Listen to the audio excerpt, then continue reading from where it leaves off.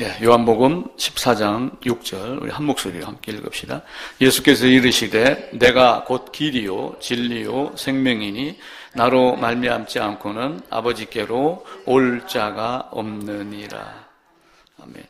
그래서 어떻게 보면 아버지께로 갈 자가 없느니라 또 이렇게 볼 수도 있고, 또 우리 주님 입장에서는 아버지 안에, 또 아버지가 내 안에 있는 그분이기 때문에 아버지께로 올 자가 없다, 이렇게 말씀을 하고 있습니다. 행복이 무엇인가? 지난주에 행복에 대한 이야기를 잠시 나누었습니다. 무엇이 진짜 행복이고 그 행복을 어디서 어떻게 구해야지 되는가? 행복은 무엇인가를 갖는 것은 행복합니다. 먹을 것이 가득해도 행복하고, 또 주머니에 돈이 많아도 행복하고, 또 집이 고급 집이 있고 거기에다가 마당에 수영장까지 있고 바비큐 장소까지 있다면은 더더욱 행복을 하지요. 그런데 이제 그 행복이 없어지지 않을 것, 그것이 없어지고 빼앗긴다면은 과연 행복인가? 물론 갖고 있는 동안은 잠시 누릴 수가 있지만 그것이 아니고 끝까지 그걸 내가 가지고 갈 수 있을까? 높은 곳에 올라가 있습니다. 이 세상에서 가장 높은 산 에베레스트라고 이야기를 하지만 에베레스트에서 오래 머무는 사람들이 별로 없어요. 우리가 등산을 갑니다. 사람들이 꾸역꾸역 올라가는데 꼭대기에 올라가 보면 항상 내 자리는 항상 비어 있더라. 왜냐하면 그곳에서 오래 머물지 못하기 때문에 반드시 내려옵니다. 그래서 내가 어떤 걸 가졌든 아니면은 요 꼭대기에 올라섰더라도 올라갔다가 내려오는 것, 가졌다가 빼앗길 수 있는 것은 진짜 행복이 아니다. 순간 잠시 누리는 거죠. 그래서 아무거나 가졌다고 또 다 행복한 것도 아니고 올바른 것, 정확하고 사랑이 있는 것, 깨끗한 것, 의로운 것, 이걸 가진 것이 행복이지 그것이 아닌 것은 행복하지 못하다. 그리고 이제 궁극적으로 말하면은 영원히 소유할 수 있는 것을 갖는 것이 행복이다. 근데 그것을 어디 가서 어떻게 구하느냐라고 하는 것을 우리는 성경을 통해서 성경이 기록대로, 성경의 방법대로, 하나님이 정하신 방법대로 우리가 그것을 갖고 나가는 겁니다. 그런데 우리 인간들은 자기의 방법대로, 자기가 생각한 대로 성경을 각자 해석을 하며 우리는 이렇게 하면 될 것이다, 이렇게 생각을 하고 있지요. 어떤 사람이 이런 말을 했습니다. 자유로운 마음을 닦으면 나쁜 마음이 사라진다. 아픈 마음을 닦으면 잔인한 마음이 사라진다. 더불어 기뻐하는 마음을 닦으면 서로가 혐오하는 마음이 사라진다. 평온한 마음을 닦으면 미워하는 마음이 사라진다. 맞는 말이죠. 그죠? 근데 과연 평온한 마음을 무엇 갖고 닦을까라고 하는 거예요. 그것을 사람들이 돌을 닦는 거나 또 기타 속세를 떠나서 조용히 묵상하고 철학하는 것으로 닦으려고 한다면 사실은 큰 문제가 되는 거예요. 방금 읽었던 이 글은 석가가 자기 아들 라울라에게 한 말입니다. 그러니까 이렇게 마음을 닦으면 너희가 평온해질 것이다. 그런데 전도서에서는 뭐라고 말씀을 하냐면 해 아래 새 것이 없다. 아담의 범죄 이후로 깨끗한 것이 아무것도 없습니다. 물론 세제로 수건을 빨고 이러면 깨끗하죠. 근데 그 깨끗한 것이 과연 얼마만큼을 깨끗하다고 할 건가? 내 눈에 보기에 깨끗한 것이지 이미 더러워진 것은 깨끗해져 봐야 깨끗해질 수가 없다라고 하는 것이 성경에서 이야기를 하는 겁니다. 근데 그 마음을 닦는 그 걸레를 누가 온전하게 깨끗한 것으로 줄 것인가? 근데 성경은 오직 피 이에는 다른 것으로는 깨끗하게 할 수가 없다. 그렇다고 하여 돼지나 소의 양의 피를 갖다 내 몸에 바르라고 하는 이야기예요. 그 피를 가지고 한다는 얘기는 무슨 얘기예요? 오직 피 아니고서는 안 된다라고 하는 이 피는 바가지에다가 핏물을 받아갖고 내 몸을 씻으라고 하는 얘기일까요?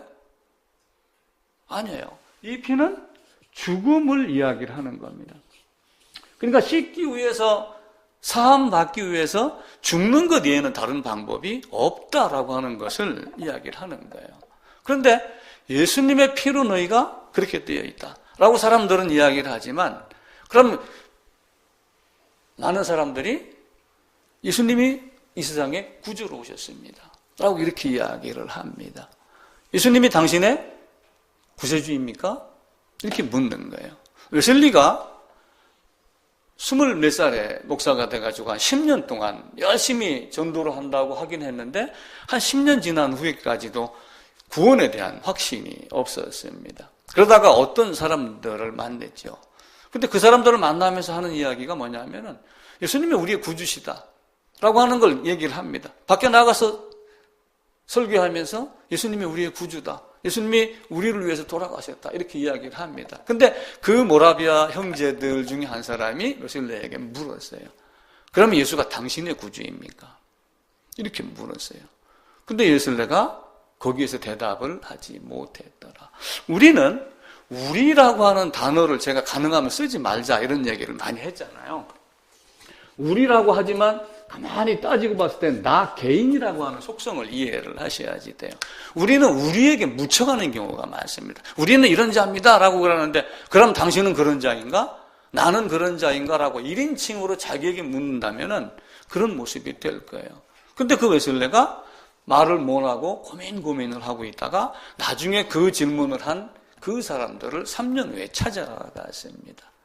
근데 그 사람들이 로마서의 어떤 그 성경 루터가 이야기한 로마서 주석을 읽는 걸 듣다가 갑자기 가슴이 뜨거워지고 황홀해지면서 하나님이 내 죄를 가져간 용서한 것 같은 확신이 들었더라, 이렇게 이야기를 하고 넘어갔죠. 근데 그 내용이 이제 정확하게 밝혀지지는 않지만 우리는 이 땅에 있으면서 무엇을 위하여 살 건가, 무엇을 구하여 살 건가 라고 하는 것을 먼저 생각을 하셔야지 됩니다. 그러니까 예수님이 복음 전도를 선포를 시작을 하시면서 무슨 말씀을 하셨냐면은 목숨을 위하여 무엇을 먹을까 입을까 마실까 염려하지 말라. 그러니까 네가 네 키를 한 자라도 더 키우게 할 수 있느냐? 내가 염려한다고 하여 내 키를 한 자라도 더 늘릴 수 있는가요? 그런데 성경에서 얘기하는 그 키는 결국은 뭘 얘기를 하냐면은 생명, 목숨을 이야기를 하는 거예요. 네가 그렇게 염려한다고 하여, 네가 먹을 것, 입을 것, 마실 것 갖고 그렇게 한다고 하여 네 생명이 하루라도 더 늘어나는 줄 아느냐? 생명을 취하시는, 호흡을 거두시는 여호와 하나님에 의해서 거두어 가시는 것이지 네가 그렇게 된다고 되는 것이 아니다. 너는 내 키를 한 자라도 더 키우게 할 수 있는 그런 능력이 없다. 그러니까 너희는 먼저 그 나라와 그의 의를 구하라 라고 하며 하나님의 의를 이야기를 하고 있지요. 그런데 우리는 진짜 구해야 될 것이 무엇인가를 잘 생각하지 않는 경우가 있습니다. 세상에는 많은 사람들이 살고 있어요. 아버지 없는 사람이 있나요? 아버지 다 있습니다. 근데 아버지가 없는 분이 이 세상에 한 분이 있죠. 아버지가 없는 분. 누구예요? 아버지만 되시고 아버지가 없는 분. 하나님 한 분뿐입니다. 그 바꿔 얘기하면은 출생이 없으신 분. 그 근원으로 들어가서 그의 의를 구하라 라고 하는 거예요. 아버지가 없고 아버지만 되시는 분. 그분의 의를 구하지 않으면 우리는 이 땅에서 사라져가는 존재입니다. 예수님이 마리아의 몸에 성령 잉태한 것도 사실은 그래서 어찌 보면은 아버지가 없는 아버지로 오신 거예요. 그 모습을 우리가 보고 우리가 진짜 구해야 될 것이 무엇인가. 그런데 그것을 어떻게 알게 하느냐라고 하는 거예요. 그래서 예수님이 말씀하시기를 내가 갔다가 다시 오면 진리의 성령이 너희로 그것을 깨닫게 하고 알게 하고 가르치고 보여주고 인도하겠다. 이렇게 말씀을 하시죠. 근데 그 말씀을 가장 명확하게 드러낸 부분을 시편 36편으로 사람들은 이해하고 있습니다. 시편 36편으로 가보겠습니다. 그래서 태양에 대한 이야기를 계속해서 말씀을 드리며 하나님이 하나님의 빛으로 오심에 그 빛으로 인하여 우리가 빛 대신 주님을 보고 그 빛으로 인하여 내가 어떤 존재인가 보고 빛으로 빛을 봅니다 라고 말씀하셨던 내용입니다. 시편 36편 9절입니다. 진실로 생명의 원천이 주께 있사오니 주의 빛 안에서 우리가 빛을 보리이다. 그러니까 주님의 빛으로 우리가 빛을 봅니다 라고 이렇게 이야기를 하는 거예요. 그런데 우리의 마음이 반드시 그 상태로만 가줘야지 되는 거예요. 300년, 400년 초에 어거스틴이라고 하는 골출한 사람이 있었습니다. 그는 이단에 빠져보기도 했고 아주 그 방탕한 생활도 했고 그렇게 하다가 하나님이 어떤 분인가를 알고 난 이후에 그 많은 신학적 유산을 남긴 사람이죠. 근데 그가 쓴 글에 보면은 이런 글이 있어요. 그 어거스틴 고백록이라고 하는 책에 있는 내용입니다. 당신을 향해서 저희를 만들어 놓으셨으므로, 그러니까 우리가 누구를 향해 있도록 만들었다는 거예요? 우리가 그 태양이신 하나님이신 아버지이신 그분을 향해서 그분만을 바라보도록 만들어 놓으셨으므로 당신 안에 시기까지는 저희 마음이 안달합니다. 그러니까 그 예수 안에 들어가서 연합하고 예수 안에서 안식을 누리기까지 그것을 위해서 내 마음이 어찌할 바를 모릅니다. 나는 안달을 합니다. 그 안에 들어가기를 원합니다. 내가 어떤 기쁨으로 기뻐하든 그것만으로 내가 행복하다고 여기는 일이 없도록 해 주십시오. 순간 로또 1등이 10주 연속 됐다고 그럽시다. 그것 가지고 기쁘다고 여기지 않게 해 주십시오. 라고 하는, 당신을 소유하지 않으면 결국 그것도 빼앗기는 행복에 불과하다. 잠시 누릴 수는 있지만 결국은 주먹을 피고 죽는 것밖에 안 된다. 나로 주먹을 쥐게 하려면은 내가 가진 것을 움켜갖고 잡으려고 주위에서 주는 요 오므리는 것 말고는 움켜쥐지 않도록 해달라라고 하는 거죠. 그것만으로 내가 행복하다고 여기는 일이 없도록 해주십시오. 당신 곁에서 당신을 두고 당신 때문에 기뻐하는 그것 자체가 행복이다 라고 하며 하나님 한 분만 바라보는, 그래서 우리가 흔히 하는 말로 해바라기, 주바라기라고 하는 이야기를 하는 거죠. 인생은 역풍이 있고 순풍이 있습니다. 어느 사람이든 순풍, 역풍이 없는 사람이 없어요. 바다나 호수에 가서 여러분 나룻배를 한번 탄다고 한번 해보세요. 근데 이게 모다보트가 안 달렸으면 바람에 의해서 이렇게 갑니다. 내가 이쪽 방향으로 가자고 했으면 이게 순풍이 돼요. 그런데 내가 이쪽 방향으로 가려고 그랬는데 바람이 여기서 이렇게 불면은 이게 역풍이 됩니다.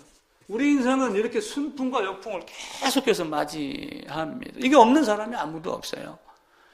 얼마 전에 또 대한항공에서 또 한번 사건을 저질렀었죠. 대한항공 보잉 747 그 큰 비행기가 땅콩 몇 알에 추락을 하고 예?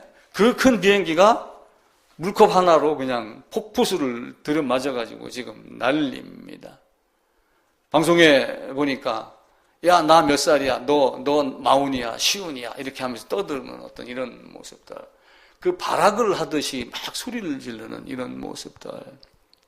언니 동생이 그런 모습이어서 가정교육이 잘못됐구나 라고 이렇게 했는데, 또 어제 그제 이렇게 신문을 보면은 윗물이 맑아야 아랫물이 맑다, 윗물이 맑지 못하더라. 그 사무장 했던 사람이 이제 혹 수술한 게 신문에 이렇게 나왔었죠. 그 사람이 무슨 일로 그 기업의 오너들을 태운 그 비행기의 사무장으로 잠시 제주도인가를 가는 길이 있었는데, 자기는 회장이라고 가서 인사를 하니까 눈도 안 돌리더라.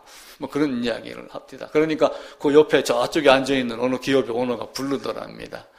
그놈 원래 그래. 그러니까 그냥 이해해. 이렇게 얘기를 하더래요. 그러니까 그 소문이, 그 사람은 얼마나 마음이 불편했겠어요.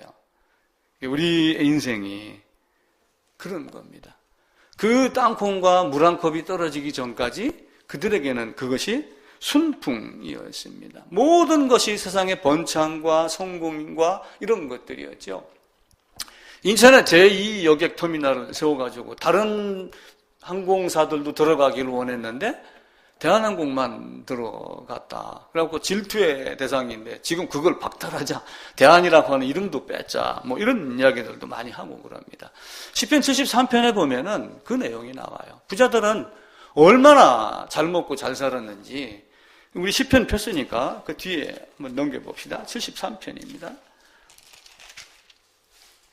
3절부터 제가 읽어볼게요. 이는 내가 악인의 형통함을 보고 그 오만한 자를 질투하였습니다. 그러니까 이제 그런 것이 너무 내가 질투심이 심하니까 저놈들은 왜 이렇게 잘 돼? 이렇게 하고 그 질투가 심하니까 2절에 있는 대로 나는 거의 넘어질 뻔하였고 나의 걸음이 미끄러질 뻔하였다 라고 하면 4절로 다시 갑니다. 그들은 죽을 때도 고통이 없고 힘이 강건하고 재앙도 없고 교만이 그들의 목걸이요 살이찜으로 눈이 솟아나고 소독은 마음의 원보다. 이렇게 하며 많은 것들을 누리는데 그들의 마지막이, 그들이 가진 행복이 마지막 순간에 빼앗기는 것을 보고 내가 그 2절에서 넘어질 뻔하고 실족하였던 이것들이 사실은 내가 부끄러웠더라 라며 내 인생이 어떤 모습인가를 알게 하는 거예요. 하나님은 우리에게 왜 그들에게 그런 모습을 갖게 했을까라고 하는 거예요. 자, 개가 짖습니다. 산속에 가면 호랑이가 짖어요. 호랑이가 왜 짖을까요? 사자가 왜 이렇게 할까요? 아니, 동물의 왕이라고 그러잖아요. 왕인데 왜 짖어요? 그 심리학자들의 말에 의하면은 두렵기 때문에 두려움을 나타내는 거다 이렇게 이야기를 합니다. 그래서 그 관점으로 대한항공의 사건을 보니까 이들이 인격이 부족하고 성품이 부족하고 아는 것이 부족한 것을 권력과 재력과 힘과 이런 걸 가지고 빼앗기지 않으려고, 무시당하지 않으려고 소리 지르는 것에 불과하다. 저는 이렇게 결론을 제가 내렸습니다. 저도 뭐 심리학자 정도에 지금 들어가는지는 모르겠지만 이 제오바일 수도 있어요. 그리고 우리 인생도 마찬가지입니다. 성경을 보며 하나님이 우리에게 주신 것을 올바로 아는 게 아니라 그 무엇인가 마지막에 심판이 두렵긴 한데 지금 내가 가진 이것이 그겁니다 라고 하며 성경 이해의 것으로 자꾸 자기를 드러내려고 하는 것도 똑같은 모습입니다. 우리가 행복하지 않은 이유는 바로 빼앗길 수 있는 것, 영원히 갖지 못하는 것, 그것을 우리가 결핍이라고 이렇게 이야기를 해요. 언젠가 제가 결핍의 두 가지를 얘기를 한 적이 한 번 있었어요. 어떤 결핍을 얘기했냐면은 소유 결핍을 이야기를 했습니다. 가지지 못한 결핍이에요. 근데 세상에서는 돈을 가지지 못한 결핍, 뭐 이런 걸 따지지만 우리는 뭐예요? 하나님의 의를 소유하지 못하는 결핍.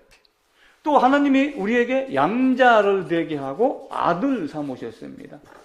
아들 삼았는데 이 아들의 존재가 안 된 존재의 결핍, 소유의 결핍이 올 때 우리에게는 불행이 되는 거예요. 그걸 우리가 커버를 하려고, 그걸 잊어버리려고 뭘 하냐면은 세상에 나가서 자꾸 다른 것으로 채우려고 그러는 겁니다. 그것이 어리석은 거예요. 그러니까 어리석다는 것도 결국은 뭐냐면 아무것도 가지지 못했다. 슬기롭지 못하다. 왜냐하면 무엇이 옳고 그른지를 제대로 보지 못하는 것을 슬기롭지 못하다, 어리석다 이렇게 표현을 하는 것이죠. 여러분, 점심에 우리가 밥을 먹습니다. 그릇에 담긴 밥을 보고 밥이 담길 그릇은 봅니다. 근데 생명이 담긴 성경을 우리는 얼마나 귀하게 여겼는가요? 또 아니면 성경이라고 하는 그릇 안에 담긴 생명의 말씀에 대해서는 얼마나 우리가 집중적으로 매달려 보고 찾았는가. 다른 사람을 보지 아니하고 세속현자는 계속해서 무슨 얘기를 하냐면은 너 죄 있지? 라고 하는 이 죄를 가지고 있는 기독교를 향하여 죄를 벗겨내는 기술자를 소개해 주겠다 이렇게 이야기를 해요. 죄를 벗겨내는 기술자. 예수 말고 다른 죄를 벗겨내는 기술자를 소개해 주겠다라고 하며 누구를 얘기를 하냐면은 세속현자가 율법과 예의를 얘기를 합니다. 그러니까 여기서 얘기하는 율법은 우리가 얘기하는 율법으로 죄인은 죽여야지 돼라고 하는 것이 아니라 율법이 어떤 행위를 지킴으로 자기를 뿌듯하게 하는 이 율법을 갖고 얘기를 하는 거예요. 그러면서 겸손하게 살고 남을 도우며 살고 봉사하며 살고 뭐 베풀며 살고 하는 이런 것들로 이 죄를 벗기게 하려고 하는 그런 쪽으로 세속현자를 자꾸 소개를 하며 죄를 벗겨주는 기술자가 있다 라고 이렇게 이야기를 하고 있죠. 우리 인간은 영혼과 육신이 있습니다. 육신이 필요한 것, 음식에 대한 것 다 알아요. 그런데 영혼이 필요한 것 무엇이 있을까요? 성경을 우리 사람들이 보질 않는 거예요. 말씀드렸듯이 그릇이 이렇게 있습니다. 그릇이 있으면 여기에 음식이 담겨요. 음식도 보고 그릇도 봅니다. 근데 더 중요한 건 뭐예요? 이 그릇하고 동일한 성경 말씀, 성경 그릇. 여기에 담겨 있는 말씀, 음식. 이건 우리가 안 보려고 그러는 거예요. 진짜 눈이 있다면 바른 것 볼 수 있는 거예요. 그래서 내가 갖지 못한 결핍, 이것이 문제가 아니라 내가 갖지 못하는 것 자체가 결핍이며 부족함이며 이러면은 과연 정신이 부족한 것, 사랑이 부족한 것, 영혼이, 생명이 부족한 것은 그럼 허기진 것고 결핍이 아닌가라고 하는 거예요. 똑같습니다. 여기에 음식이 담기지 않고 텅 비어 있으면 이것도 충만이 아닙니다. 근데 모든 인간들이 성경을 보면서 하나님 말씀으로 영생력이 만약에 채워지지 않았다라고 이렇게 되면 이것도 뭐예요? 결핍이 되는 거예요. 이걸 채울 수 있는 것은 우리는 오직 성경 말씀으로 하는. 이걸 채우기 위해서 인간에게 하나님이 준 게 뭐냐면 이성이라는 걸 준 거예요. 동물에게 이성을 줬나요? 동물에게는 이성이 있나요? 없습니다. 이성이란 단어를 인간이 사용하기 시작을 하면서 사람은 동물과 구분된다라고 하는 뜻으로 이성이란 단어를 쓰기 시작을 하는 거예요. 이성이 있는 인간이야. 생각할 수 있는 어떤 이런 능력이 있어. 너는 생각하는 존재야. 이렇게 얘기하는 그 생각을 가진 그 이성 가졌다는 얘기는 너는 짐승이 아니다 라고 하는 것을 우리에게 말하는 것이죠. 어떤 것이든 계산을 하든 논리적으로 하든 이치적으로 생각할 수 있는 능력, 그걸 가르치는 것이 뭐냐면 지식이라고 하는 거예요. 지식을 가르치고 배웁니다. 그걸 학습해가지고 얻어진 것을 우리가 지식이라고 얘기하는데 그 지식을 활용해서 하나님 말씀을 보고 깨닫는 이성의 작용, 이것들이 우리에게 전부 있어야지 돼요. 그래서 우리는 이런 걸 세상을 보면서 지금 뭘 하는 거예요? 만약에 그 조현아나 조현민이라고 하는 사람이 땅콩이나 지금 물컵의 사건을 통해 가지고 내가 가진 이 권세도 사실은 아무것도 아닌 거라고 하는 거다라고 하는 걸 만약에 안다고 해봅시다. 국민청원 20만 명이 넘어서 갖고 만약에 대한공이라고 하는 대안을 뺄 수는 없지만 그렇게 많은 사람들이 들고 일어나는 것, 그리고 그 작은 것 하나에 TV 카메라 몇 번 들이쓰니까 고개 숙이고 잘못했다고 빌고 하는 이 나의 모습이 충만이 아니고 결핍이라는 걸 만약에 깨닫지 못한다면 그의 마지막에 어떻게 되겠어요? 세상의 모든 것이 순풍도 있지만 역풍을 통해서 우리는 그런 것들을 깨달아 알아가는 거예요. 그래서 우리는 딱 세 가지를 아는 거예요. 그게 뭐냐면은 하나님이 창조에 대해서 알아야 돼요. 내가 누구인가? 나는 누구지? 어디서 왔지? 어디로? 이걸 깨닫는 거예요. 어쩌면 최희준 씨도 나름대로 그 가사에 그 노래를 수만 번 불렀을 거예요.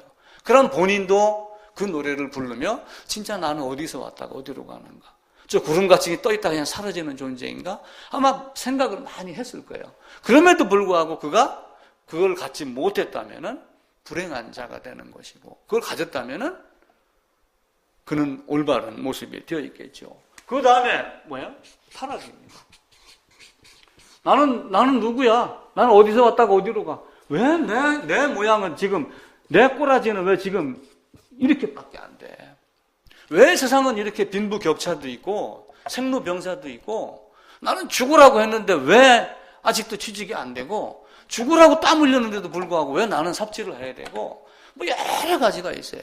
경찰이 이렇게 많은데도 왜 살인사건이 일어나고, 이 세상이 왜 이래? 라고 하는 거예요. 이걸 도대체 어떻게 할 건가?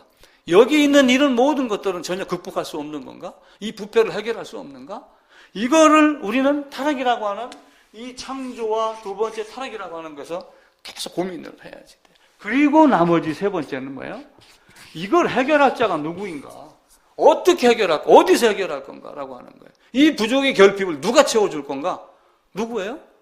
오직 성경으로 말미암아 예수, 믿음, 은혜, 모든 것이 여기에서 다 되는 거예요. 이건 알고 가는 거예요. 이게 인간들의 세계관이어야지 돼요. 이게 아닌 세계관은 사실은 이성 없는 짐승과 같이 잠시 잠깐 먹을 거에 취하고 술에 취하고 하다가 그냥 사라져가는 이런 모든 거예요. 세상 모두가 다 질서가 있습니다. 충만하신 분이, 결핍의 반대는 뭐예요? 결핍의 반대는 충만입니다. 결핍이 있는데 결핍의 반대가 사실은 다른 것 아무것도 없어요. 충만입니다. 충만은 99.9%가 충만인가요? 100%가 충만인가요?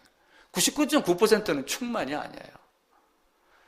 여러분, 집에 가스통에다가 20kg짜리 배달시켜달라고 했는데 19.9kg 왔으면 충만인가요? 아니에요. 그래도 막 대충 찼으니까. 우리는 계지가 없으니까 모르지만 공장에서 속여도 잘 모르겠죠. 충만은 완전한 상태예요. 더 이상 빠짐도 없고 더 이상 들어갈 것도 없고 완전하신 분, 온전하신 분, 사랑이 가득하신 그분 한 분만입니다. 은혜와 진리가 충만하더라. 내가 곧 길이요 진리요. 말씀이 육신이 돼서 왔는데 그 안에는 은혜와 진리가 충만하더라. 신성의 모든 것이 그 안에 충만하더라. 이렇게 말씀을 하시지요. 이 충만하지 못한 것들. 그래서 이 세상도 높낮이가 있고 넓이가 있고 다 틀립니다. 내가 넓어봐야 얼마나 넓어요? 나보다 더 넓은 분이 많잖아요. 내가 높아봐야 얼마나 더 높아요? 더 높은 분이 있는 거예요. 우리는 요만큼 원하면은 또 요만큼 원합니다. 자, 예를 들어서 진리라고 하는 개념을 우리가 이해를 하셔야 돼요. 자, 이렇게 했습니다. 이게 이제 계단이에요. 자, 예를 들어갖고 제가 이제 목회를 합니다. 처음에 목회 시작할 때 제가 어떤 생각을 했냐면, 그래도 목회를 하면은 이 김관식이가 나서서 목회를 하는데 그래도 500명은 만들고 죽어야지 그렇게 했단 말이에요. 그럼 만약에 500명을 채웠다고 합시다. 그럼 그 후에 또 욕심이 생기겠어요? 안 생기겠어요? 생기겠어요? 안 생기겠어요? 앞에다 천자를 붙이지 말고 뒤에다 동그라미를 하나 더 붙이자, 겸손하게. 이렇게 하겠죠? 5천이 됩니다. 이거는 충만이 아니에요. 이건 진리가 아니에요. 어제 뉴스인가 보니까 김정은하고 문 전 대통령이 만납니다. 근데 문 대통령이 그 중에 쓴 단어 중에 하나가 뭘 썼냐면 궁극이라고 하는 단어를 썼어요. 궁극적으로는 이렇게 돼야진다. 그러니까 불가역적이 되는 거예요. 불가역적. 우리 일본하고 이제 박근혜 대통령하고 불가역. 다시 거꾸로 되돌릴 수 없다라고 하는 최고점. 그러니까 지존도 뭐예요? 나보다 더 높은 곳이 없는 것이 지존입니다. 그러니까 하나님 한 분만이 아버지가 된. 모두 다 아버지가 있는데 아버지가 없는 분이 아버지예요. 그래서 모든 것은 어떻게 되냐면 여기 가고 나면은 요거가 또 다음에 목적이 어떤 수단이 되고 도구가 되는 그런 목적과 수단과 도구가 되지 않는 최종 것을 뭐라고 얘기하냐면 궁극 이렇게 이야기를 해요. 그래서 철학자들이 진리에 대해서 이야기를 할 때 궁극의 진리 이렇게 이야기를 하죠. 근데 예수님께서는 뭐라고 그래요? 내가 곧 길이요 더 이상 없는 거예요. 그럼 나로 말미암지 않고서는 아버지께로 올 자가 없다. 우리는 그것 한 가지를 가졌을 때 충만이다라고 하는 거예요. 충만하신 분 안에 들어갔으니까 충만이 되죠. 여러분, 만약에 샤워실에 가가지고 꼭지로 샤워를 할 때는 물이 내 몸 안에 다 안 젖을 수도 있어요. 근데 만약에 모기탕에 들어가서 잠수를 했다고 한번 해보세요. 그러면 물 젖지 않는 곳이 있나요? 없습니다. 내가 충만이라고 하는 그 충만 안에 들어가게 되면은 나도 어떻게 돼요? 충만의 상태가 돼요. 그게 예수 안으로 들어가는 거예요. 그래서 예수 안으로 들어갈 때는 딱 뭐가 필요하다고 그랬어요? 죄 하나 깨닫는다고 그랬죠. 하나님은 우리에게 그 죄만 이야기를 하지 어찌 보면은 성경은 딱 두 가지 얘기하는 거예요. 너가 죄인이냐? 어떻게 하면 죄를 사함받을 수 있느냐? 죄 사함 받았느냐? 자녀가 됐어? 그럼 어떻게 살아갈래? 요거 두 가지를 이야기를 하는 거예요. 성경에 나오고 있는 다른 여러 가지 사건, 역사, 인물 이런 것들은 그걸 알게 해주는 도구에 불과한 것이지 다윗이 뭐 간음하고 뭐 이런 게 주제가 아니란 말이에요. 그래서 우리는 성경을 통해서 반드시 알아야 될 한 가지를 알면은 그때부터 우리의 삶이 달라집니다. 하나님이 아담을 만들었을 때 어떻게 만들었어요? 하나님이 아담을 만들었을 때 아담을 지저분하게 만들었나요? 아니에요. 하나님이 아담을 만들었을 때 완벽하게 만들었나요? 아니에요. 그냥 빈 가스통 같이 만드는 거란 말이에요. 제가 지난주에 매직북 한번 보여드렸죠? 오늘 제가 다시 한번 보여드릴게요. 매직북. 자, 잘 보세요. 아담을 만들었을 때는 이런 존재로 만드는 거예요. 그리고 하나님이 여기에다가 뭘 하길 원했냐면은 하나님이 원하는 어떤 것을 여기다가 새겨 넣기를 원한 거예요. 근데 이게 뭐냐면은 생명이란 말이에요. 생명.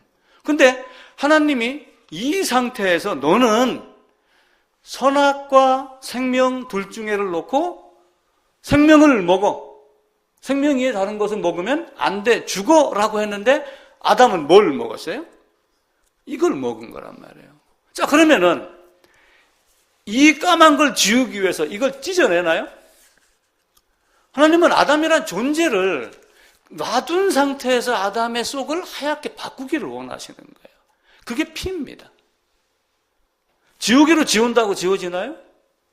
요즘 드럼용 세탁기 세제, 기타 퐁퐁 등등 굉장히 좋은 게 많습니다. 그럼 그걸로 닦는다고 지워지나요? 아니면 옛날 방식대로 양잿물 가지고 여기다 막 싹 하면 되나요? 안 되죠. 하나님은 아담을 죽여서 죽이면서 죽지 않게 하셨고 죽지 않는 죽음을 죽이면서 아담을 깨끗하게 하신 거예요. 그러면서 너가 내 안에 들어와서 내가 너로 말미암아 생명을 먹어라. 그럼 생명을 먹었으면 다시 더러운 것이 침투하기를 원하시는가요? 누가 내 자식이 밖에 나가서 딴짓하기를 원해요? 어느 누가 그렇게 하기를 원합니까? 부모가 자식이 태어났다고 하여 너는 태어났으니까 이제는 네 마음대로 살아도 돼. 이렇게 하는 부모가 있나요? 어떤 부모가 그렇게 합니까? 내가 80이 돼도 내 어머니가 100 몇 살이면은 애입니다. 저도 우리 애들이 다 결혼했지만은 애들, 남이 보면 애들이 아니잖아요. 나는 애들, 내가 하는 거 보면은 그 아이들이 좀 더 바른 생각, 더 나은 생각 갖기, 내 보기에는 항상 그런단 말이에요. 하나님은 우리에게 죄를 짓지 않을 가능성이 있도록 만들었지만 아담은 그걸 그렇게 하지 아니하고 이 안에다가 하나님이 깨끗하게 아담을 만들어 놓고 자, 여기에 생명이 있어. 여기에 선악이 있어. 자, 어떻게 할래? 어떤 거 먹을래? 제가 두 가지로 설명을 드렸어요. 예를 들어서 이렇게 설명을 드렸어요. 그러면은 하나님도 아담에게 뭐라고 말 못해요. 내가 선택권을 줬잖아요. 선택할 수 있는 권한을 나에게 줬단 말이에요. 그런데 하나님이 원하는 건 뭐였어요? 너는 이건 먹고 다른 거 먹으면 돼, 안 돼? 그랬어요. 안 된다고 하신 거예요. 그러니까 아담이 선악과를 먹은 것은 이걸 잘라내고 스스로의 힘으로 내가 하나님과 같이 돼요. 그렇기 때문에 아담의 선택이 잘못된 선택이 되는 거죠. 그러니까 여기에 뭐가 들어간 거예요? 더러운 게 들어가는 거죠. 이것을 뭘로만 없애냐면은 오직 피로서만 없앨 수 있다. 그래서 죄를 깨닫거든. 죄에 대한 개념이 없으면은 창조, 내가 누구인가. 그러니까 많은 사람들이 예수의 이름 부르며 예를 들면 예수님이 우리 죄를 담당했습니다. 아까 웨슬리 얘기 잠깐 드렸죠. 다 압니다. 다 아는데 당신의 죄는. 아니면 어제 한 이거는 저거는 딱딱 하나씩 꼬집어서 이야기를 하면은 그걸 자기가 모르는 거예요. 바꾸어 얘기하면은 창조, 타락, 구속 중에서 창조의 범위도 아직 못 벗어난 신앙이라고 하는 종교의 모습을 가지고 신앙의 흉내를 내며 사는 사람들이 이 땅에 많이 있습니다. 양잿물도 안 돼. 아무것도 안 돼요. 세상의 율법을 지킨다고 되나요? 세속현자가 죄를 벗겨내는 기술이 있습니다. 율법한테 가세요. 율법이 만약에 그 자리에 없으면 율법의 아들 예의한테 가세요. 그는 좋은 일을 많이 해갖고 나는 사람들에게 착한 사람이라고 소문 듣는 사람입니다. 이렇게 이야기해요. 우리는 하나님이 원하는 거를 찾는 거예요. 하나님이 원하는 거. 하나님이 원하는 건 뭐예요? 죄의 싹은 사망입니다. 그거 딱 한 가지예요. 다른 말로 사람들의 마음을 불편하게 하기 싫어서 훌륭한 사람이다, 착한 사람이다 이렇게 말을 많이 하지만 하나님이 보시기에 너는 죽어서 사라질 놈이야. 이 이야기를 목사가 설교를 하며 조금 정제된 언어로 할 뿐이지 바꿔 얘기하면 다 지옥 갈 놈들이다. 나도 마찬가지고 모든 사람들이 그것 한 가지만을 이야기를 하는 거예요. 노아는 방주를 지면서 약 120년 동안 방주만 죽어라고 적겠어요? 주위 사람들이 얘기했겠어요? 안 했겠어요? 했죠. 롯은 소돔성에서 나름대로 누리며 살았지만 거기서도 그냥 탱자탱자하고 놀기만 했겠어요? 의를 전파하는 노아라고 소돔성에서 나름 고생을 많이 했죠. 그럼에도 불구하고 듣는 사람들이 있어요, 없어요? 듣는 사람들이 많이 알았어요. 누가 원하는가라고 하는 것, 누가 무엇을 원하는가라고 하는 것을 우리는 이해를 하셔야지 돼요. 옛날에 신문을 보니까 어떤 영화를 하나 소개를 했더라고요. 그러니까 영어로 이제 what인데 그 어떤 우먼 여자가 원하는 게 뭐냐. 그러니까 what woman want 이 이야기예요. 근데 그 대사 중에 이런 대사가 나온답니다. 여자가 원하는 것을 알면, 여자가 원하는 것을 네가 해주면 세상은 당신 것이다. 이렇게 이야기를 하는 거예요. 근데 어떤 사람이 이제 그 신문 칼럼에 그 얘기가 나온 거예요. 시대가 원하는 것을 알면 세상은 당신의 것이다. 그러니까 사람들은 지금 세상이 뭘 원하는가를 보는 거예요. 미래학자들은 그걸 보는 겁니다. 아, 지금 세상이 뭘 원하는가. 예를 들면 지금 남북의 대화, 북미 대화, 뭐 북중 대화 이렇게 한다라고 하지만 김정은이가 뭘 원하는지 지금 속을 지금 모르잖아요. 그 원하는 것을 알면 된다라고 하는데 트럼프는 나름 아주 거친 장사꾼의 형태로 지금 저렇게 되기 때문에 김정은이가 넘어가는 건지 또 아니면은 김정은 나름도 자기 살 길을 찾기 위한 또 하나의 방법인지는 몰라요. 우리는 그걸 모릅니다. 근데 우리는 여자가 원하고 시대가 원하는 것이 아니라 문제는 뭐예요? 하나님이 원하는 게 뭔가? 하나님이 원하는 것. 하나님이 나에게 원하는 것. 이게 뭐예요? 하나님이 나에게 원하는 것. 뭐겠어요? 하나님이 나에게 원하는 것. 언제든 어느 때든 이 세상에 나를 보냈어요. 딱 보냈으면 죄에 대한 거예요. 죄를 깨닫거든. 다른 거 아무것도 없습니다. 두 번째는 죄에서 벗어나는 거예요. 그래서 의로운 자가 되는 겁니다. 의로운 자가 되면은 의로운 자의 삶을 살면서 누구에게 영광이 돼요? 하나님께 영광되게 하는 거. 이거야 성경의 전부입니다. 그래서 다윗도 거기에서 한 연속국 단막극처럼 드러났고 솔로몬도 그렇게 드러났고 다 마찬가지입니다. 한 번 하나님이 원하는 건 말고 사망에다가 최은희라고 하는 영화 배우가 얼마 전에 죽었습니다.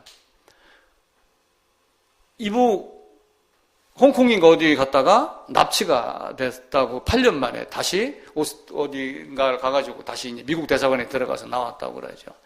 그가 납치가 되면서 우여곡절 끝에 빠져나왔어요. 김정은이한테 갔습니다. 김정은이가 이제 납치를 시켰죠. 남편하고. 그래가지고 영화도 만들고 이렇게 하다가 오스트리아인가 어디를 갔다가 이제 8년 정도 지났으니까 대우도 해주고 이러니까 이제 안 도망가겠지 했는데 순간 미국 대사관으로 가서 살려주세요. 이렇게 해서 다시 나온 거예요. 그럼 미국에서 거주하고 미국의 안가에 거주하다가 이제 느즈마키 이쪽에 왔다고 그러죠. 근데 이 최은희 씨가 무슨 얘기를 했냐면은 자기의 죽음을 이야기를 한 거예요. 죽기 전에 자기가 어떤 그 고백인가 하는 그 저서를 썼답니다. 여기도 어거스틴 마냥 고백록을 쓴 거야. 자기 인생에 대한 거. 그러면서 나중에 나도 죽음이라는 납치를 당할 것이다. 그런데 내가 평양으로 납치당했을 때는 어찌어찌하여 탈출을 했는데 죽음의 납치를 당하면 나는 다시는 거기서 빠져나오지 못한다. 왜냐하면 내가 간 그곳에는 지구상에 없는 나라이기 때문이다. 그렇게 이야기를 했어요. 여러분 사망에 납치당하면 어떻게 되겠어요? 사망에 납치당하는데 사망에 납치당한 나를 꺼내기 위해서 사망 안으로 들어오신 우리 주님. 그 주님을 보는 거예요. 우리는 그 목표 한 가지를 갖고 사는 거예요. 다른 것 아니에요. 그 목표가 여러분 완성되어 있으면은 살아가는 방법이 달라요. 눈동자가 다릅니다. 세상에서 살아갈 생각 자체가 달라요. 인생은 목표가 있고 계획이 있습니다.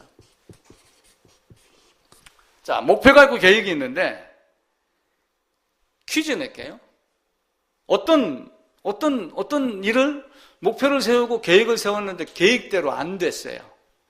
계획대로 안 됐다면 계획대로 성취가 안 됐어요. 내가 올해 예를 들어서 우리 민들레 교회는 100명이 오야 돼 라고 했는데 작년 11월 달로 합시다. 지나간 걸로 100명 오라고 했는데 100명이 채워지기를 원했는데 100명은커녕 점점 줄어들어요. 자, 그러면은 목표를 바꿔야 돼요? 계획을 바꿔야 돼요? 계획을 바꿔야 돼요. 목표는 바꾸면 안 돼요. 그럼 내가 가진 목표는 뭐예요? 예수의 복음이에요. 복음으로 더 많은 인원을 원했지만 이게 안 된다라고 하면 이걸 포기하고 이거는 가져야지 되는 거예요. 그게 우리의 신앙입니다. 우리가 신앙을 잘못 이해를 하면은 목표를 바꾸는, 계획을 돌려갖고 목표를, 축구 시합할 때 선수 교체하지만은 골대 옮기는 적 봤어요? 그런 거 못 봤잖아요. 성경을 통해서 우리의 목표가 명확해야지 됩니다. 왜 죄의 종에서 의의 종으로 바뀌어야 돼요? 왜 너는 이전에는 죄에게 납치된 자, 죄의 종이었는데 왜 의의 종으로 바뀌어야 돼요? 죄의 종 되면 좋겠어요, 안 좋겠어요? 죄의 종 되면 좋은 거 한 개도 없습니다. 몸만 힘들어요. 누가복음 한번 가보겠습니다. 신약 성경 가가지고 누가복음 17장입니다.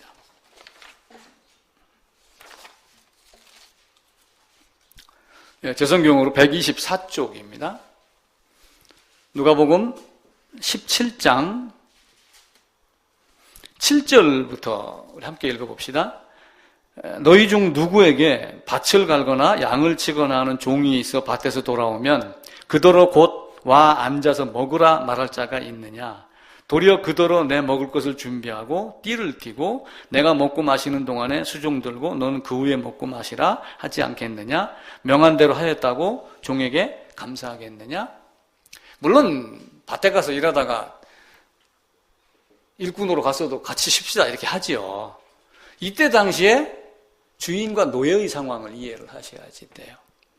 만약에 그렇게 하겠어요? 노예에게? 신발도 못 신는 존재잖아요. 그죠? 그 노예에게 그렇게 합니까? 죄의 종은 그냥 죄에게 시달림을 받는 존재, 이 앱밖에 안 됩니다. 그런데 의의 종이 되면 어떻게 돼요?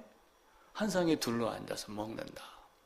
하나님이 우리와 함께 하기를 원한다. 라고 하는. 그래서 내 안으로, 내 충만 안으로 들어와라. 내가 곧 길이요 진리요 생명이니 저 세속현자가 얘기하는 죄를 벗겨내주는 기술자 따라가지 말고 나를 찾아와라. 내 안에 거하라. 이렇게 이야기를 합니다. 찬송도 그런 찬송가 있잖아요. 사철의 봄바람 불어있고 거기에 보게 되면은 한 상에 둘러서 먹고 마셔. 이런 내용이 나와요. 다윗이 아들이 여럿이 있는데 압살롬이라고 하는 아들이 반역을 합니다. 다윗의 아들 압살롬이, 그러니까 아들이 반역을 하니 참 속이 얼마나 뒤집어져요. 근데 또 이 아들도 얼마나 또 악하게 했는지는 모르지만은 여기 이제 중간에 끼어들어간 친구들이 있어요. 요압이라고 하는 군대 장관이 들어갔습니다. 그러니까 다윗이 힘이 있어요, 없어요? 없죠. 반역을 합니다. 반역. 이 왕권이라고 하는 것 자체는 아버지의 아들이 없어요. 왕이 되면은 형제도 다 죽입니다. 여러분 조선 비사 같은 거 한번 봐보세요. 왕 되려고 어떻게 하게 되는가. 근데 이 다윗이 맨발로 도망가면서 쫙 웁니다. 나중에는 그래도 아들이라고 아버지는 내 아들 압살롬아, 내 아들 압살롬아 하면서 다윗의 죽음을 슬퍼합니다. 그러니까 옆에 있는 사람들이 압살롬만 자식이냐, 우리 백성은 자식 아니냐, 이렇게 하면서 항의를 하니까 압살롬에 대해서 끝납니다. 하나님이 다윗을 향해 도망갈 때 여기다 돌멩이를 던지면 시므이라고 하는 사람이, 이 시므이가 누구냐면은 사울이 속해 있는 베냐민 족속입니다. 그러니까 사울하고 다윗하고 원수가 됐었잖아요. 그러니까 사울이 다윗이 왕이 될 걸 알고 자기 아들의 왕위를 빼앗길 것 같으니까 다윗을 죽이려고 하는 건데 아들 요나단은 어떻게 해요? 자기 몸같이 사랑하더라. 그러니까 남자와 남자끼리 동성애의 사랑이 아니라 우리가 주님을 사랑하듯 주님과 나의 사랑이라고 하는 그 개념으로 그 사랑을 보는 거예요. 그런데 여기서 막 돌멩이를 던지면서 이 미친놈, 정신 나간 놈, 이제는 다시 못 돌아올 줄 알았던 거예요. 그러니까 어떻게 했어요? 나중에 이제 다시 압살롬이 죽고 돌아오는데 다윗이 부하들이 심의 죽이자 그러니까 놔둬라 이렇게 이야기해요. 두 가지가 있겠죠. 백성들에게 너그러운 임금이라고 하는 어떤 이런 것도 나중에 이제 솔로몬에게 유언을 하고 심의 죽이라고 유언을 하고 죽어요. 그러니까 결국은 죽일 자는 죽이는 거예요. 근데 거기에 누가 있냐면은 바르실레인가 하는 사람이 있습니다. 이 바르실레가 하나가 있는데 사무엘 하로 한번 가봅시다. 사무엘 하 17장입니다.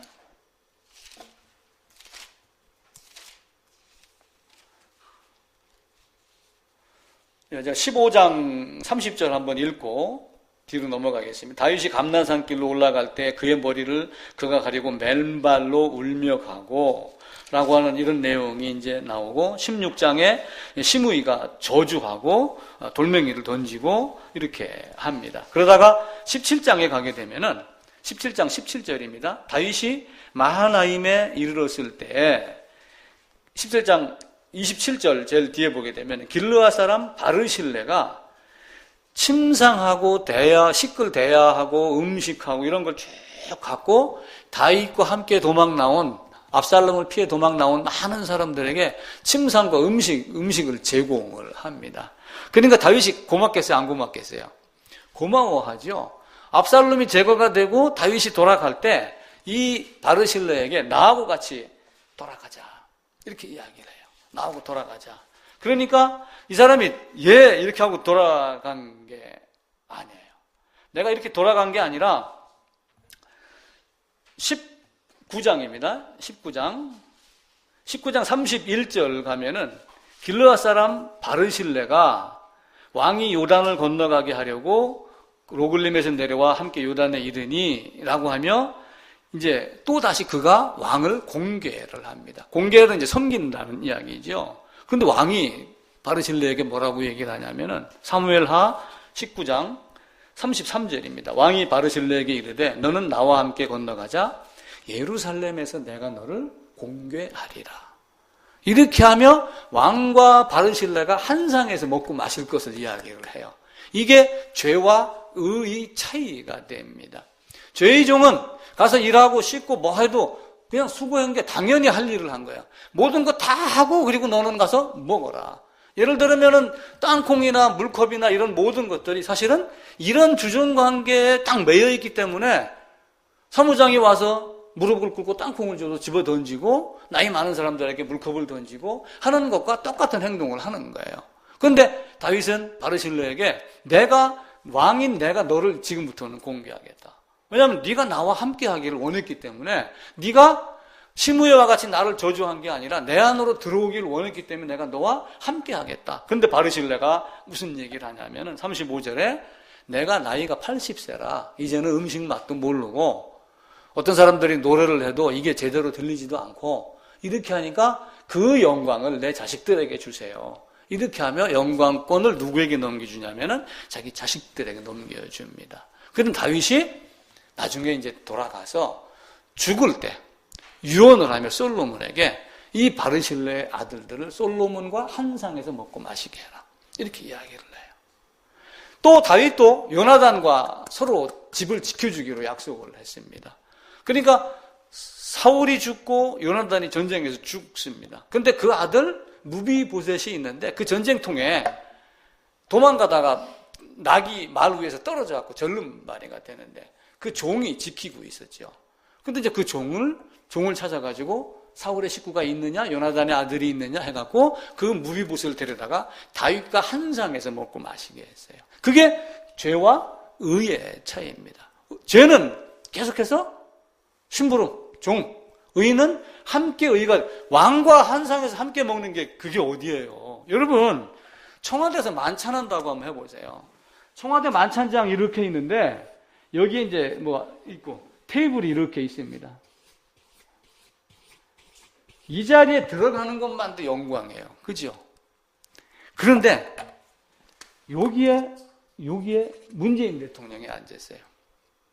문재인 대통령이 앉았는데 갑자기 우리 김가희 집사님 이쪽 헤드 테이블 이 자리에 앉으세요.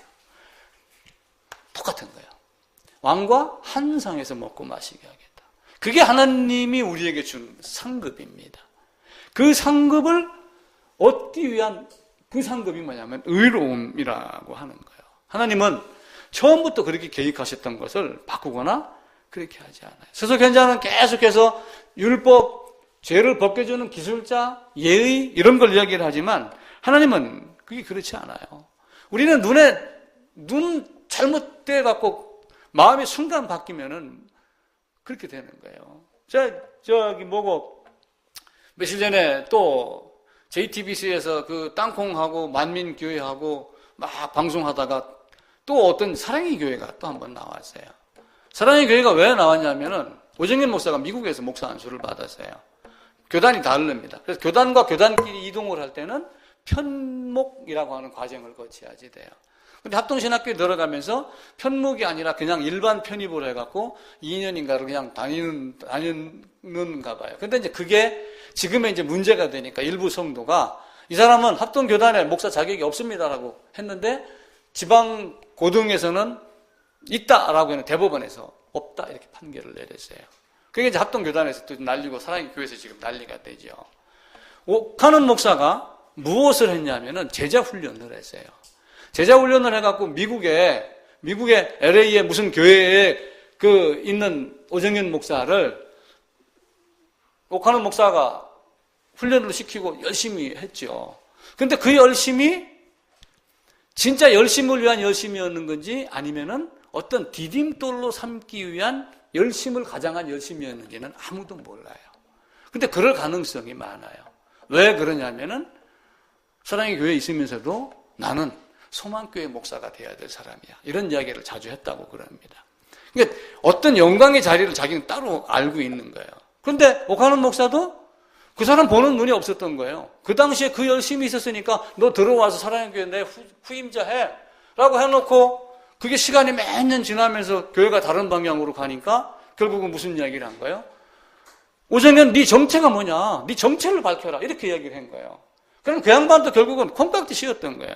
그래서 우리는 성경에서 이야기하는 그 근본 진리, 내가 곧 길이요 진리요 생명이요라고 하는 이것을 떠난 다른 것으로 사람을 평가하고 사람을 보고 그것이 진리인 양 그것을 가지고 진리를 찾아간다라고 하는 것이 아니라 율법과 예의가 아닙니다. 오직 죄 사함이냐 아니냐 이걸 한 가지를 놓고 보는 거예요. 여러분 제가 죄 사함 그러니까 어떤 사람은 죄 사함파 아니냐고 이렇게 얘기를 하는 사람도 있는데 성경이 가만히 보세요. 성경이 무엇을 말하는가. 제가 처음에 민들레 교회 와가지고 저 뒤에 액자에다가 비전 설명서 해갖고 뭐 몇몇 어쩌고 쭉 적어놨습니다. 그렇게 하다가 이제 얼마 전에는 저 액자를 바꿨죠. 그리고 그걸 이쪽으로 옮겨놨었습니다. 옮겨놨다가 지금 다른 걸로 바뀌었어요.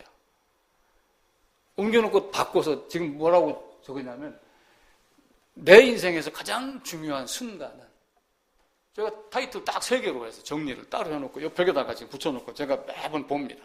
설교 준비하고 앉아. 내 인생에서 가장 중요한 순간은 뭐겠어요? 그래서 저는 성경 말씀을 만난 거예요. 그 성경 안에서 예수, 복음, 의로움, 죄사함, 거듭남, 그 진리 모든 것이 그 성경 말씀이란 단어 하나로 다 포함된 거예요. 그리고 두 번째 가장 중요한 경험은 그래서 거듭남이라고 얘기를 했고 가장 중요한 결정은 그래서 순간 그리고 하나는 경험 또 하나는 결정 3가지로 했죠. 그래서 가장 중요한 결정은 뭐였겠어요? 지금 목사 된 거. 목회하려고 나선 거. 그래서 딱 3가지로 제가 요점을 바꿨습니다. 어떤 데는 저도 욕심이 있어서 내가 그래도 명색이 리더십 강사도 하고 나름 잘 나갔던 사람인데 내가 목회를 하면은 사람들이 구름대같이 몰려오지는 않지만 그런데 그렇지 않아요. 성경을 얘기하면은 사람들이 그렇지 않을 것이다라고 하는 환상이 저도 이제는 다 깨져서 이제는 없어진 지가 꽤 오래됐죠. 가장 중요한 순간 하나님 말씀 만난 것, 성경 만난 것, 그리고 그 성경을 통하여 경험한 것, 거듭나는 것, 그리고 그걸 전하기 위하여 지금 내가 목사가 되는 것. 그런데 세속현자는 계속해서 다른 걸 이야기를 해요. 죄 벗겨주는 기술, 그러면서 율법의 행위, 예의를 갖다 소개를 합니다. 여러분 이제 가셔가지고 그 철로 역정 다시 한번 봐보세요. 중간에 전도자를 만납니다.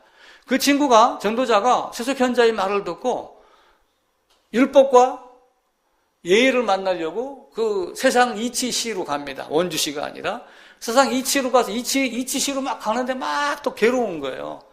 그 괴로움을 느낀 게 행복인 거예요, 그 사람에게는. 근데 괴로움을 느껴도 끝까지 가서 내가 땀 흘려야지, 이게 아니라 돌아설 줄 아는, 그리고 멀리서 전도자가 찾아와가지고 너 지금 어디로 가고 있느냐, 이렇게 했었을 때 들을 수 있는 귀를 가진 거죠. 그러면서 그 전도자에게, 그 전도자가 기독교에게 무슨 얘기를 하냐면은 세 가지 세속현자가 나쁜 짓을 했다.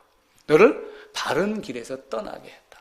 첫 번째고, 두 번째는 십자가를 외면하게 하려고 온갖 수를 썼다. 그런데 그도 도덕교 교회의 교인입니다. 결국 그도 예수 이름을 이야기를 하며 어떻게 하면 십자가를 외면하게 할까. 그리고 결국은 영원히 납치당하는 사탄에게 죽음의 길로 너를 인도했다라고 하는 거죠. 예수님이 요한복음 10장에서 말씀을 합니다. 양들이 그의 음성을 들고 따라온다. 타인의 음성은 모른다. 그러니까 내 양은 내 음성을 안다. 만약에 내 음성을 알지 못하는 다른 양들은, 내 양은 다른 사람의 음성을 알지 못하기 때문에 다른 사람들에게서 오히려 도망쳐 나온다. 이렇게 말씀을 하셔요. 요한복음 찾아보겠습니다. 요한복음 10장입니다.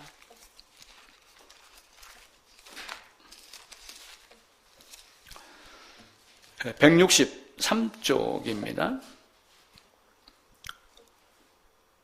3절입니다. 문지기는 그를 위하여 문을 열고 양은 그의 음성을 듣나니 그가 자기 양의 이름을 각각 불러 인도하여 내느니라. 자기 양을 다 내어놓은 후에 앞서가면 양들이 그의 음성을 아는 고로 따라오되 타인의 음성은 알지 못하는 고로 타인을 따르지 아니하고 도리어 도망하느니라.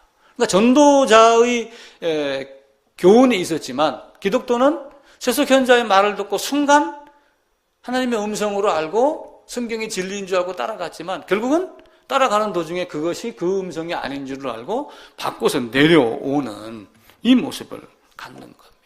그래서 성경은 우리에게 무슨 얘기를 하냐면은 술 취하지 말라. 술 취하지 말라라고 하는 이 말이 우리 막걸리 소주만 이야기를 하겠어요? 누룩, 율법, 헤롯의 누룩, 바리새인의 누룩, 이것을 조심해라. 성경을 앞에다 놓고 또 다른 해석을 하며 사람을 취하게 만드는 것. 헤롯의 누룩을 조심해라. 바리새인과 사두개인의 누룩을 조심해라. 바리새인들의 누룩 곧 예식을 주의하라. 이렇게 말씀을 하세요. 술이 취하면은 계속 술을 찾습니다. 그게 신기합니다. 잠언서 한번 봐볼까요? 잠언 23장입니다. 937쪽입니다. 이거 실험하려고 술 입에 대지 마십시오. 과감히 거절할 수 있는 능력이 있어야지 됩니다. 29절부터 몇 절 같이 읽읍시다. 재앙이 누게 있느뇨? 근심이 누게 있느뇨? 분쟁이 누게 있느뇨? 원망이 누게 있느뇨? 까닭 없는 상처가 누게 있느뇨? 붉은 눈이 누게 있느뇨? 술에 잠긴 자에게 있고 혼합한 술을 구하러 다니는 자에게 있느니라. 포도주는 붉고 잔에서 번쩍이며 순하게 내려가나니 너는 그것을 보지도 말지어다. 그것이 마침내 뱀같이 물 것이요 독사같이 쏠 것이며 또 내 눈에는 괴이한 것이 보일 것이요 내 마음은 구부러진 말을 할 것이며 너는 바다 가운데 누운 자 같을 것이요 돛대 위에 누운 자 같을 것이며 그러다가 35절 마지막에 다시 술을 찾겠다 하리라. 한 번 썩은 곳에 발을 들이면은 빠져나오기가 그렇게 힘이 듭니다.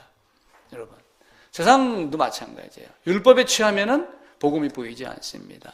예의에 취하면은 복음이 진리가 보이지 않습니다. 하나님은 세속 현자나 어떤 이런 것들이 문제가 아니라 결국은 어떤 말을 듣고 어디로 가느냐는 그 하나님이 창세전에 예정해 놓은 그 방법에 의해서 지금 결정이 되는 거예요. 지금 현재 있는 이런 모든 것들도 마찬가지입니다. 지금 이것도 하나님이 나를 예정하여 지금 이 시대에 이렇게 와서 이렇게 목회하게 하는 이런 질서와 하나님의 섭리에 있는 거기 때문에 내가 지금 형편이 이렇다 할지라도 나는 하나님 앞에서 불평을 할 수가 없어요. 섭리를 알면은, 하나님의 작정과 예정을 알면은 그게 안 되는 거예요. 어떤 때는 원망도 하죠. 하나님 왜 이러십니까? 왜 이런 어려움을 많이 줍니까? 라고 하지만 네 은혜가 네게 족하다. 난 바울도 목 자른 하나님이야. 아직도 쓸만한데도 불구하고 베드로도 거꾸로 내가 못 박아서 그 요한은 밤모섬 또 끓는 가마솥에다가 내가 집어넣기도 했어. 근데 오히려 그것으로 말미암아 복음이 더 많이 퍼졌어요. 여러분 아궁이에 있는 화롯불을 갖다가 불 갖다가 잔디밭에 놔놓고 막대기로 툭툭 쳐보세요. 불이 더 쉽게 번집니다. 하나님은 묘하게 핍박이라는 방법을 통해서 하나님의 복음을 더 많이 퍼뜨립니다. 그래서 우리는 뭘 생각을 자꾸 하셔야 되냐면은 내가 어디에 속해 있는가라고 하는 거예요. 속한 거. 내가 어디에 속해 있는가? 죄냐, 의냐, 두 가지예요. 바울이 복음을 전하는데 막 매를 맞았어요. 그러니까 바울이 뭐라고 얘기를 했냐면은 아니 너희가 로마 사람이 나를 때려? 이렇게 하면 로마의 권력을 뒤밀었습니다. 그러니까 그 당시에 있던 사람들이 로마의 시민권을 살려고 돈을 내거든요. 너 로마 사람이야? 나도 로마 사람인데 나는 이걸 살려고 돈을 많이 썼어. 이렇게 이야기를 합니다. 그러니까 바울이 뭐라고 그래요? 나는 나면서부터 로마 사람이야. 이렇게 이야기를 해요. 제가 그 성경을 딱 읽으면서 나도 나면서부터 하나님 나라 사람이야. 작정과 예정, 하나님의 섭리, 그 성경을 거꾸로 쭉 올라가면서 지금 내가 그걸 알고 보니 이전의 나의 모습이 어떤 모습이었던 것을 딱 보면은 바울이 그 로마 백부장에게 나는 나면서부터 로마 사람이야 라고 했던 그 말을 나는 나면서부터 하나님의 사람이었어 라고 하는 말을 여러분들이 담대하게 말할 수 있기를 부탁을 드립니다.